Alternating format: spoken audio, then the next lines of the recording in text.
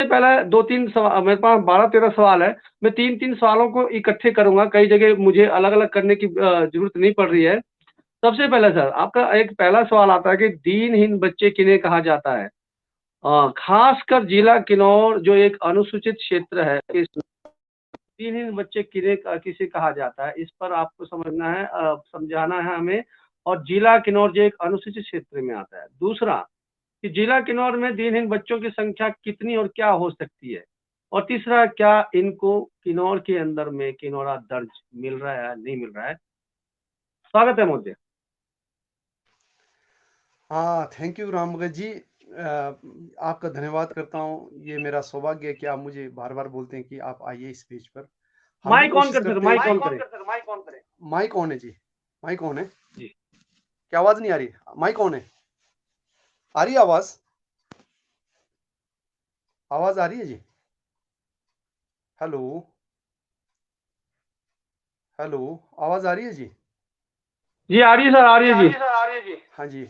Thank you करते हैं, आप हमें बुलाते हैं, ये मेरा सौभाग्य है कि आप हमें बार-बार याद करते हैं। हमारा भी यही प्रयास रहता है कि हम सामाजिक कार्य एक ग्रास रूट लेवल पर करें। महोदय, जहाँ तक आपने क्वेश्चन किया, 3 सवाल इकट्ठे दे दिया, शायद मेरे को याद भी नहीं। एक तो आपने पूछा दीनहीन बच्चे किसे कहते हैं?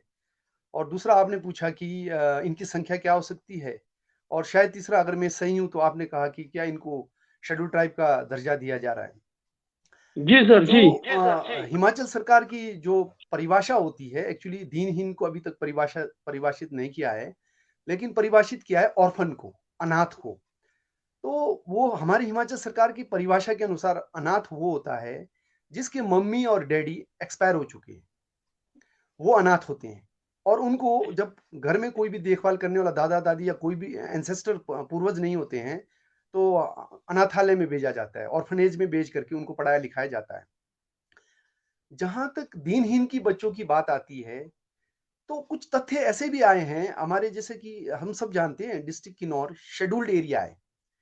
अब ऐसे शेड्यूल्ड एरिया में क्या होता है कि जो हमारे हमारे ऊपर हिंदू लॉ के काफ़ी एक्ट्स नहीं लगते हैं, जैसे हिंदू मैरिज एक्ट नहीं लगता है, हिंदू सक्सेशन एक्ट नहीं लगता है।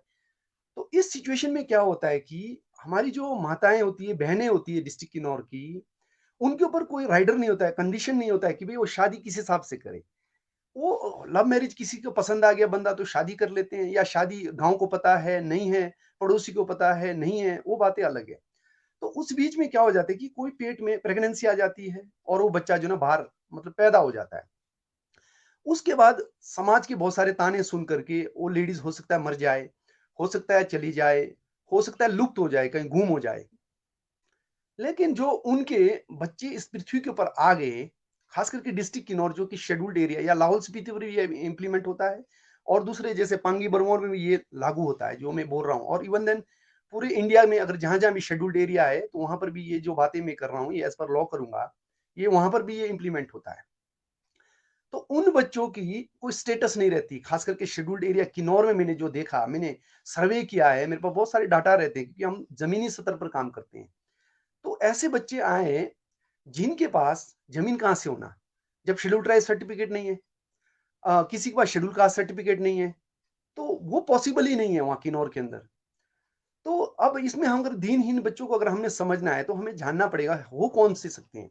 देखिए, अगर कोई हमारी माँ बहन है जिसने मैरिज किया, मतलब क्या बोलते हैं, जनरल कास्ट से, उसका जो हस्बैंड है वो जनरल कैटेगरी का है, किसी भी कारणवश वो व्यक्ति हमारी बहन के जो बच्चे पैदा, उन दोनों में से उन दोनों के जो बच्चे पैदा हुए, चाहे लड़का है चाहे लड़की है, वो अपने घर में नहीं ले जा सका, चाहे वो मुंबई का है, चाहे वो चंडीगढ़ का है, दिल्ली का, जहां कहीं का भी, इंडिया का, इवन देन फॉरेन का भी हो सकता है कोई भी, क्योंकि देखो हर व्यक्ति अपनी पत्नी को अपने सुंदर घर में ले जाता है। लेकिन दुर्भाग्य से शेड्यूल्ड ट्राइब के एरिया में ऐसा, शेड्यूल्ड एरिया में ऐसा रह जाता है कि वो हमारी माँ बहनों को किसी भी कारण से, या उसके बिहेव से, या उसके बैकवर्डनेस से, या उसको बहुत सारी बातें हो सकती, किसी अपना घर नहीं दिखाता है वो, क्योंकि हो सकता है वो एडवांस घर का होगा। उस सिचुएशन में वो या तो अपनी पत्नी के साथ किन्नौर के अंदर रहेगा, उस गांव में रहेगा, या फिर वो झूठ बोलेगा, या बाद में वो चले जाएगा, भाग जाएगा, छुप जाएगा। इस स्थिति में जिस बच्चे ने अपने बाप के घर को नहीं देखा, और बाद में बाप भी गुम हो गया, रह गई माँ। और कई बार ऐसा होता है कि माँ भी गुम हो जाती है, माँ एक्सपायर हो जाती है। उन बच्चों को हम दीनहीन की श्रेणी में रख सकते हैं। इन बच्चों को कहा जा सकता है दीनहीन बच्चे। अब रही बात आपकी सेकंड क्वेश्चन कि किन्नौर में लगभग ऐसे दीनहीन बच्चे कितने हो सकते हैं। तो जहां तक मैं निचार ब्लॉक और मेरे पास क्या बोलते कल्पा ब्लॉक तो लगभग मेरे पास डाटा है। यहाँ पर तो हमारे पास आ रहे हैं लगभग 22 के आसपास, जो कि चाहे उनको बच्चे मत बोलो, पुरुष बोल सकते हैं आप।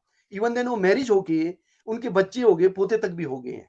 तो लगभग 22 या 30 के आसपास इनका संख्या रहता है निचार ब्लॉक और कल्पा ब्लॉक में।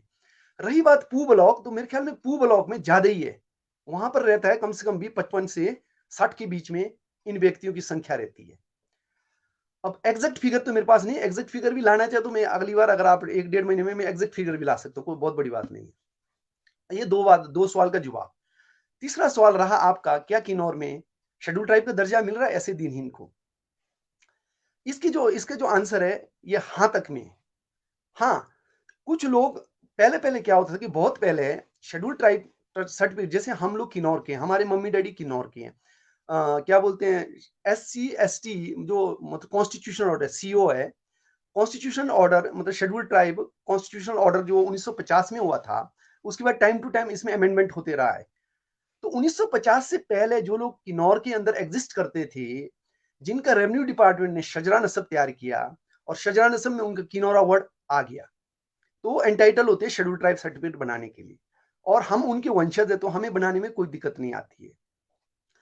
अब जो ऐसे बच्चे होते हैं, तो ऐसे बच्चों के लिए पहले क्या होता था, आज से अगर 15 साल 20 साल 25 साल अगर हम पीछे जाते हैं या 30 साल 40 साल पीछे जाते हैं, तो क्या होता थी, कम्युनिटी एक्सेप्टेंस मांगा जाता था। मतलब भाई समाज में कोई प्रस्ताव पास करे, कोई रजिस्टर रखे, वो बोले कि ये बच्चा है या ये कोई फैमिलीज है, हम इनको अपने सोसाइटी में मिला देते हैं, अपने समाज में मिला देते हैं। तो वो डीसी के पास जाता था, तो इस टाइप के लोगों को शेड्यूल ट्राइब सर्टिफिकेट इशू होता था। लेकिन आपको पता है ना, तो लॉ परमानेंट रहता है, ना तो समय परमानेंट रहता है, समय के साथ परिवर्तन होते रहता है। तो आज प्रेजेंट टाइम में हम क्या देखते हैं कि कम्युनिटी एक्सेप्टेंस जो है ना, सिर्फ एक ही कंडीशन में, सुप्रीम कोर्ट का जो जजमेंट है, एक वो जजमेंट मैं आपको बता सकता हूं। हमारे पास सुप्रीम कोर्ट का जो जजमेंट है ये है सिविल अपील 6445 यानी कि 6445 ऑफ 2000।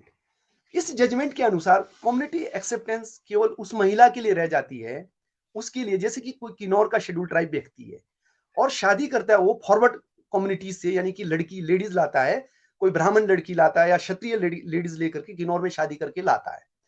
अगर वो लेडीज शेड्यूल ट्राइब सर्टिफिकेट नहीं बना सकती है, अगर उसको कम्युनिटी एक्सेप्टेंस देती है, तो ऑनेबल सुप्रीम कोर्ट के इस जजमेंट के अनुसार उसका ST सर्टिफिकेट बन सकता है। ये तो रहा कम्युनिटी एक्सेप्टेंस। तो वो बहुत 30 साल 40 साल पहले की जो बातें थी उसको रिपीट करना शायद मेरे हिसाब से अनुचित है, जो कि आज के टाइम में प्रेजेंट एडमिनिस्ट्रेटर बोलो, चाहे आप उसको तहसीलदार साहब बोलो, चाहे SDM साहब बोलो, वो बोलते कि ऐसा सर्टिफिकेट बनाने के लिए कम्युनिटी एक्सेप्टेंस चाहिए। तो मेरा उनसे यही रिक्वेस्ट रहता है कि हमें कानून से अपडेट रहना चाहिए और ट्रेडिशनल माइंड में नहीं, परंपरागत दिमाग से नहीं चलना चाहिए, हमको थोड़ा अपडेट रहना चाहिए कानून के साथ, हमें अपडेट रहना चाहिए। तो ये तो हो गया जी कम्युनिटी एक्सेप्टेंस। अब रही बात इन दीनहीन बच्चे, जैसे कि उसकी माँ किन्नौर की है, ये कंफर्म है कि उसकी जो माँ का जो बाप है वो किन्नौर का शेड्यूल ट्राइब है। किसी कारणवश वो बेटी प्रेग्नेंट हो गई, पति उसका भाग गया या मर गया या फिर छुप गया, कुछ भी सिचुएशन हो सकता है। उनके बच्चे अभी किन्नौर के अंदर बुजुर्ग भी हो चुके हैं, पढ़ाई भी कर रहे हैं, लिखाई कर रहे हैं। आप विश्वास नहीं करोगे, ST सर्टिफिकेट तो कहां से होना, एक लड़की मेरे पास ऐसी है जिसका उम्र अभी 17 साल है। पिछले कल मैंने उसका हिमाचली सर्टिफिकेट अप्लाई किया ई डिस्ट्रिक्ट से।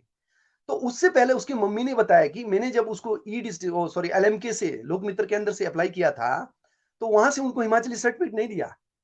जबकि हिमाचली सर्टिफिकेट देना बहुत ईजी होता है, ये बोनाफाइड भी होता है, 5 साल के लिए भी होता है, बाई बर्थ भी होता है, और जिसका मकान किन्नौर में उसको भी हिमाचल के अंदर है, उसको हिमाचली मिलता है। तो मैंने पिछले कल अप्लाई किया, शायद वो तो अप्रूव करना ही पड़ेगा, जो ऑब्जेक्शन होगा मैं उसको रिमूव कर दूंगा।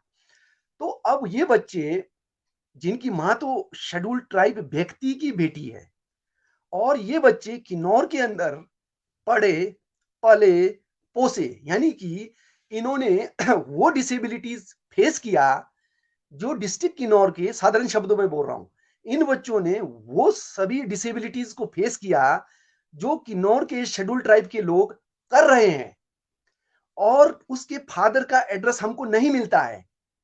तो ऐसे बच्चे माननीय उच्चतम न्यायालय वो हिमाचल प्रदेश के लेटेस्ट जो लैंडमार्क जजमेंट है, जिसमें एलपीए नंबर 39/2017, आप लोग इसको गूगल में जाकर के, हाईकोर्ट के वेबसाइट में जाकर के आप इसको सर्च कर सकते हैं और इस जजमेंट को पढ़ सकते हैं।